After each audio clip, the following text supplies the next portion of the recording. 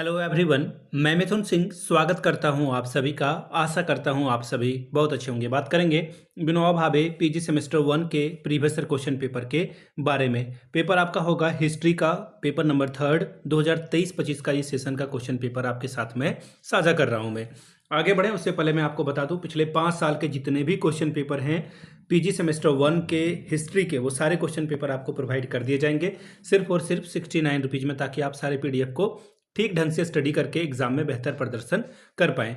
दूसरी बात, अगर नोट्स वगैरह नहीं तैयार किया और आखिरी वक्त में आप डर रहे हो एग्जाम से, तो 199 रुपये में आप सजेशन ले सकते हो, जिसमें PYQ आपको फ्री ऑफ कॉस्ट अवेलेबल करा दिया जाएगा।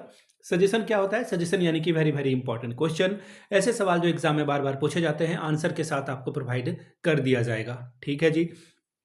इस सजेशन में हम लोग आपके सिलेबस का ध्यान रख करके जो है सजेशन तैयार करते हैं। इसके अलावा जो 10 साल के PYQ है उसको ध्यान में रखा जाता है और लेटेस्ट एग्जाम पैटर्न है उसको ध्यान में रखकर ये सजेशन तैयार किया जाता है। यहाँ से मेरी ईमेल आईडी आप लोग देख लें, yourmithunsingh@gmail.com पे आप मुझे मेल कर सकते हैं। इंस्टा पे अगर आप हो डू फॉलो मी @imithunsingh। बाकी आप मुझे व्हाट्सअप कर सकते हैं 7979054474 पे। तो चलिए पेपर स्टार्ट करते हैं, देखते हैं किस तरह का पेपर में सवाल आया हुआ था। ये रहा आपका पेपर, यहाँ से आप देख पाएंगे पीजी सेमेस्टर 1 हिस्ट्री का पेपर नंबर 3 23-25 का सेशन, 3 घंटे का वक्त, 70 नंबर आप यहाँ से मैक्सिमम ला सकते थे।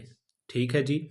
अब यहाँ से देखिए 10 पहले जो क्वेश्चन है ग्रुप ए का, इसमें 10 MCQ पूछा गया और हर एक सही जवाब के लिए आपको एक एक नंबर मिलेगा। पहला सवाल देखिए आपके सामने ये रहा। क्या बोला गया है यहाँ पे पहला सवाल में? Which among the following was not a golden currency. निम्नलिखित में से कौन सी स्वर्ण मुद्रा नहीं है? देखिए सभी का नाम दिया गया है और उसमें से आपको एक आंसर ढूंढना है और बताना कि कौन सा इसका आंसर सही होगा। पहला है आगस्टेल्स, ठीक है, पहला ऑप्शन जो है वो आगस्टेल का है। दूसरा ऑप्शन, वेट ए मिनट, दूसरा ऑप्शन देखिए फ्लोरिनियो है, फिर जेजिन और डेनियर। तो देखिए इसका आंसर हो जाएगा डेनियर। देखिए डेनियर जो है एक गोल्डन मुद्रा नहीं थी। अगला सवाल है whose work is Canterbury Tales. जो कंटरबरी टेल्स है ये किसकी रचना है, ये आपको बताना है। ठीक है, तो देखिए ये जो रचना लिखी गई है, ये रचनाकार के लेखक कौन है? तो देखिए चौसर के द्वारा ये किताब लिखी गई है। ऑप्शन नंबर आपका क्या हो जाएगा? 1 सही जवाब हो जाएगा। ठीक है, बाकी इस पर थोड़ा सा डाउट है तो आप एक बार ढूंढ लीजिएगा। हुज वर्क इज कैंटेबररी टेल्स,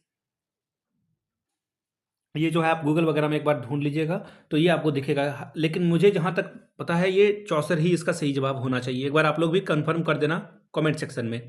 अगला है which city was the captured by the Turks in 1453।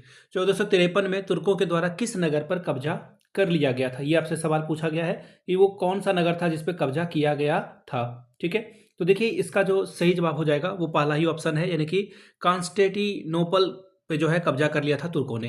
अगला सवाल है who were among the lowest rung of for the ladder in feudal system. समांती व्यवस्था में सबसे निचली पायदान पर कौन हुआ करता था, उसका नाम आपको बताना है। तो देखिए जो कृषक दास होते थे, गुलाम होते थे, उनको सबसे नीचे का दर्जा दिया गया था। बात करेंगे क्वेश्चन नंबर ई की। Who gave the recognition in Paris university in 1200 AD, यानी कि 1200 में पेरिस विश्वविद्यालय को किसने मान्यता प्रदान की थी? पोप ने, ड्यूक ने, चर्च ने, या फिर फिलिप अगस्टन के द्वारा ये जो है किया गया था? तो ऑप्शन भी आपका सही है, फिलिप अगस्टन के द्वारा ही ये किया गया है। ऑप्शन 4 आपका सही जवाब हो जाएगा। अगला सवाल which city was known as the queen of Adriatic. Adriatic की रानी किस शहर को कहा जाता है? एक एक करके सारे ऑप्शन को अगर आप देखते हो तो ये जो है वेनिस जो है, यानी कि वेनिस, ये ऑप्शन 3 आपका क्या होगा? सही जवाब हो जाएगा। आगे बढ़ेंगे क्वेश्चन नंबर जी की ओर। In which year did the western Roman empire end, यानी कि पश्चिमी रोमन सभ्यता की समाप्ति कब मानी जाती है, ये आपको बताना है। डेट के साथ आपको ये बताना है। तो देखिए 476 में जो है ये खत्म हो गया था। ऑप्शन नंबर 4 आपका क्या होगा? सही हो जाएगा। ठीक है, अगला सवाल देखिए question number H. When did the Solomon die. Solomon की जो है मृत्यु कब हो गई थी ये बताना है। तो 814 AD में जो है इनकी मृत्यु हो गई थी। ऑप्शन 2 सही होगा।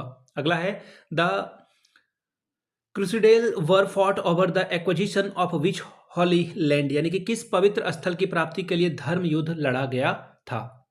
ठीक है, बड़ा ही इंपॉर्टेंट सवाल है। तो ये जेरूसलम है, आपको भी पता है। ऑप्शन ए आपका क्या होगा? सही जवाब होगा। अगला है how did Pope Benedict most likely die during the investiture struggle यानी कि पद प्रतिष्ठान संघर्ष में जो है पोप बेनिस्टिड एकादश की हत्या संभवतः कैसे हुई, कैसे इनको जो है मारा गया, तो इनको जो है जहर देकर मार दिया गया था, पॉइजन देकर मार दिया गया था। ऑप्शन थर्ड आपका सही हो जाएगा।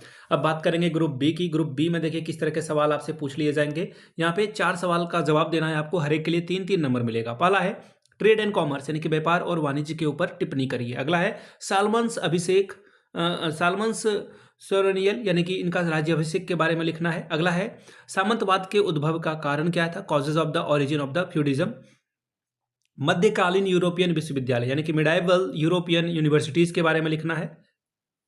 पांचवा सवाल है इन्वेस्टियर स्ट्रगल यानी कि पद प्रतिष्ठापन संघर्ष के बारे में लिखना है। Question number F agrarian struggle यानी कि कृषकीय संघर्ष संरचना के बारे में आपको लिखना है। अब देखिए बड़े सवाल 12 नंबर वाले सवाल शुरू हो रहे हैं। पहला सवाल describe the social condition of the medieval Europe, मध्यकालीन यूरोप की सामाजिक स्थिति के बारे में बताएं। तीसरा है discuss the religious policy of the salmon यानी कि सालमन की जो धार्मिक नीति थी उसके बारे में बताएं। चौथा सवाल व्हाट इज फ्यूडलिज्म यानी इनका नेचर के एनालाइज करना है आपको, सामंतवाद क्या है, इसकी प्रकृति की समीक्षा करें। पांचवा सवाल राइट एन ऐसे ऑन द मिडाइवल टाउन्स यानी कि मध्यकालीन नगरों पर एक निबंध लिखिए। छठवां है discuss the impact of feudalism यानी कि सामंतवाद के प्रभाव की विवेचना करें। सातवां है throw light on the growth of universities in medieval Europe यानी कि मध्यकालीन यूरोप में विश्वविद्यालय के विकास पर प्रकाश डालिए।